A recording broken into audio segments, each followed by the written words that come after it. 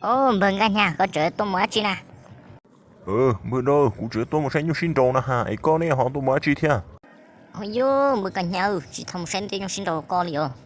Mũ mù đã chít tà văn ấy, mũ sai cho anh mày đại, mũ oli nó so. Bữa đó nó nói phải nó nói là cho tôi chơi y sư. Xử lý tụi y để nó nhu tông đỡ nó mà tôi nhu chơi cú thập lờ kia rồi là cứ phải ta rồi.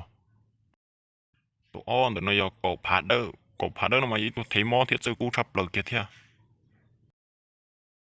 Tụi bê để nó giờ nhu làm mùa, tụi nó mà chơi cú thiệt thấy mò thiệt tiệt thế nữa.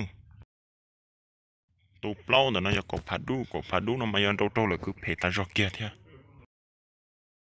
Tụi chi tụi trâu để nó giờ đầy đu là sau thì đầy đu nọ mông. Tụi nó mà giờ tụi chơi cú thập lờ kia thế nữa. Tụi xa để nó giờ tụi nhục là vả nó là giờ ít tụi chơi cú thiên đâu là cứ phải ta rồi. Tụi gì để nó giờ nhung ra sự, tụi nó giờ ít tụi nhung chơi cú thiên đâu là thấy món tiệt tiệt thế.